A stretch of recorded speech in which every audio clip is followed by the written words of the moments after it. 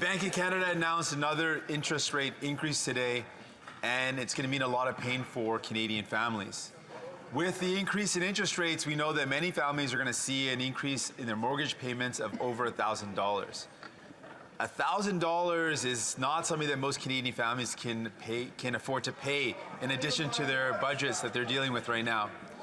So far, the approach to the inflation has been to put more and more pressure on the backs of Canadians. So when will this Prime Minister find a way to tackle the inflation that doesn't create pain for workers, that actually provides them the support and respect they need?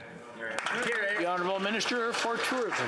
Mr. Speaker, as the Honourable Leader of the New Democratic Party knows, the Bank of Canada is an independent institution that has been tasked since December of last year to get inflation back down to 2%. Mr. Speaker, the bank is doing their job. We're doing our job, which making sure that we have the fiscal firepower to face what's going to come, but also, Mr. Speaker, to invest in Canadians, to support the Canadians who need it the most. That's why we're helping Canadians to buy a new home. We're advancing the payments for workers' benefits, and we're also making sure that student loan interest gets removed forever. Mr. Speaker, this is the right thing to do. It's the responsible thing to do. It's why we hope that all parties vote with us on C-32 today. The Honourable Member for Burnaby South. Bank of Canada should not be to create more pain for Canadians, and this government should find a way to reduce that pain and step up for them. Le dette consommateur. Consumer debt has increased by 8% this year compared to last year.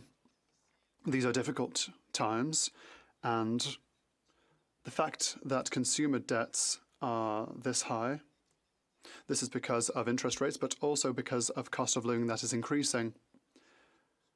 Once again, the pressure is on the shoulders of workers. When will this government finally tackle inflation in a way that puts less pressure on the shoulders of workers? The Honourable Minister.